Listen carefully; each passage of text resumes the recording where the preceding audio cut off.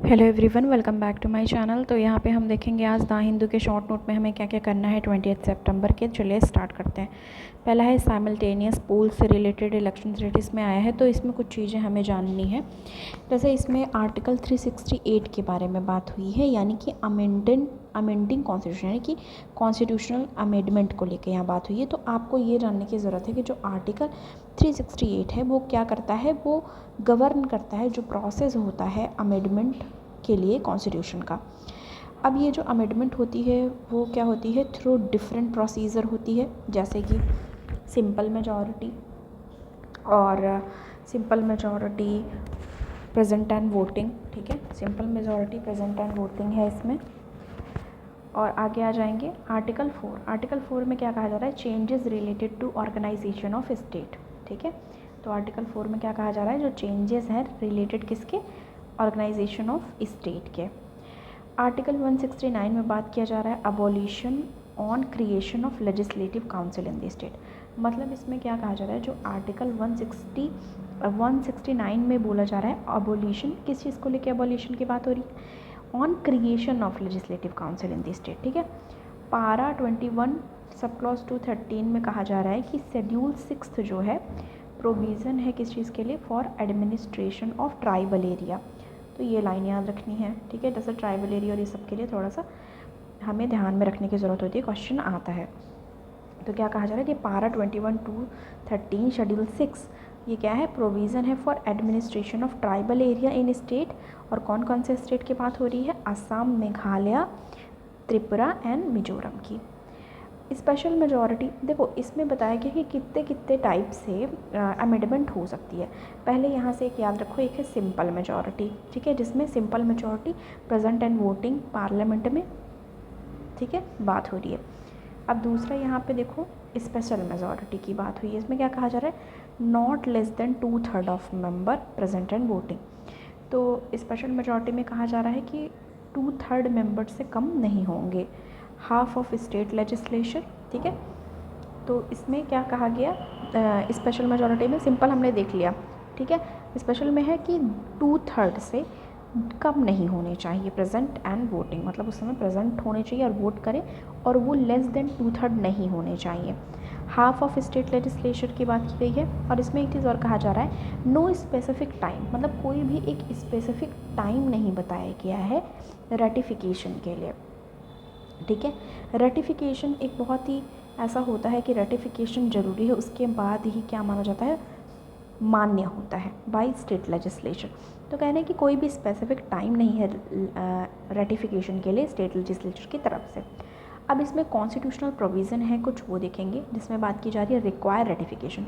मतलब इसमें रेटिफिकेशन की ज़रूरत है किस चीज़ के लिए, अमेंड करने के लिए, specifically listed in provision to article 368(2). समझ में आया, मतलब कहा जा रहा है कॉन्स्टिट्यूशनल प्रोविज़न जिसमें रेटिफिकेशन की ज़रूरत है, स्पेसिफिकली लिस्टेड हो provision to article 368(2) and federal structure of the constitution. और यह कहा जा रहा है कॉमनली रिफर टू, इसको क्या कहा जाएगा, इंट्रेंच्ड प्रोविज़न। इम्पॉर्टेंट है ये इंट्रेंच्ड प्रोविज़न। तो इंट्रेंच्ड प्रोविज़न के लिए क्या कहा जा रहा है, अब जैसे अगर यही सिर्फ टर्म पूछ लिया कि इंट्रेंच्ड प्रोविज़न क्या है, तो आपको यहाँ पता होना चाहिए। इसमें कहा जा रहा है कि कुछ अमेंडमेंट ऐसे होते हैं जो कि स्पेसिफिकली लिस्टेड होते हैं आर्टिकल 368(2) में, जो कि फेडरल स्ट्रक्चर ऑफ कॉन्स्टिट्यूशन होते हैं। तो उनको ज़रूरत होती है रेटिफिकेशन की, बिना रेटिफिकेशन के वो नहीं अमेंड हो सकते, इसलिए उन्हें कहा जाता है इंट्रेंच्ड प्रोविज़न। अब 101st अमेंडमेंट एक्ट 2016 की बात करें तो ये रिलेटेड है जीएसटी रेजिम के। ठीक है, आपको 103rd भी याद होगा, 102nd एंड 101, ये आपको कमेंट करके बताना। ओके, अभी तक कोई कमेंट नहीं आया, मैंने सुबह वाले में भी बोला था कि आपको उस, तो इसमें क्या कहा जा रहा है, tax regime ratified by more than half of state legislature. तो इसमें क्या होता है, जो टैक्स रिजिम है वो रेटिफाई किया जाता है मोर than half of state legislature के द्वारा।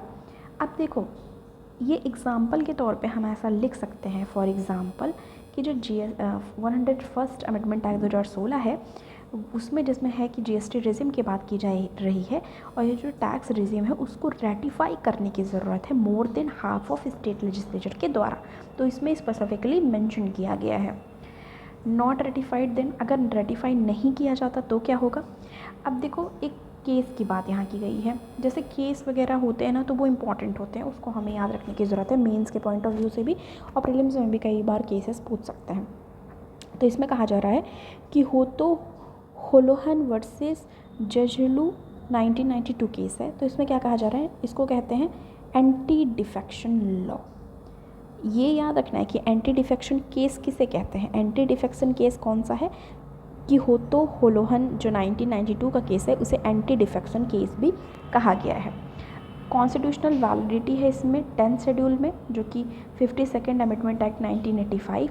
और इसमें चैलेंज क्या है, इसको चैलेंज किया गया amendment was not ratify by the state. ये कहा गया कि ये जो अमेंडमेंट है वो रेटिफाई नहीं हुआ है स्टेट के द्वारा। नेक्स्ट हमारा है ग्रीन नज से रिलेटेड। ये क्या है देखेंगे। ग्रीन नज जो ये आपको देखा होगा प्लास्टिक पोल्यूशन वाले पे आया नहीं था, जो हमने कहा था कि शॉर्ट नोट में डिस्कस करेंगे, तो उसमें ये टर्म आया हुआ है ग्रीन नज, वो देखेंगे। जेंटल परसुएशन है to influence environment friendly behaviour.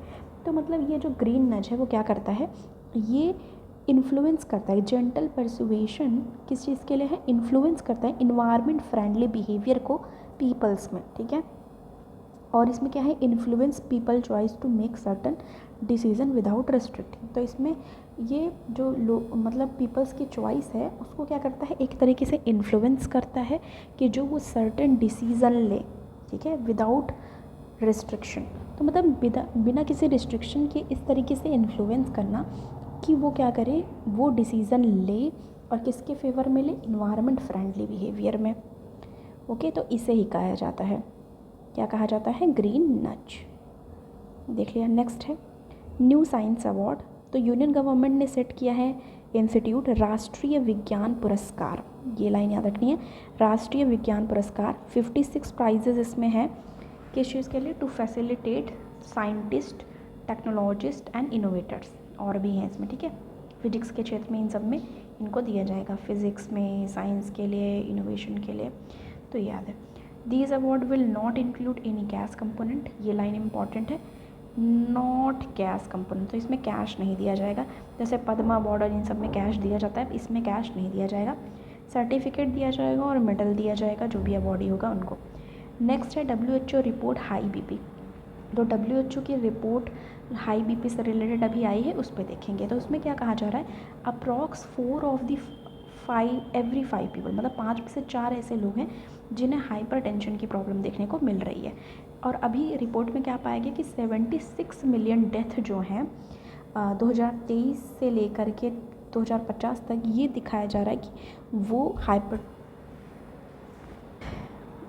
Global impact of high blood pressure affect adult 1/3 world wide. तो मतलब ये अफेक्ट करता है 1/3 एडल्ट को world wide. Number of people living with hypertension, blood pressure जिसका हो 140 एंड 90 या उससे ज़्यादा, टेकिंग मेडिकेशन लेते हैं, double between 1990 and 2019 from 650 million to 1 to 3 million.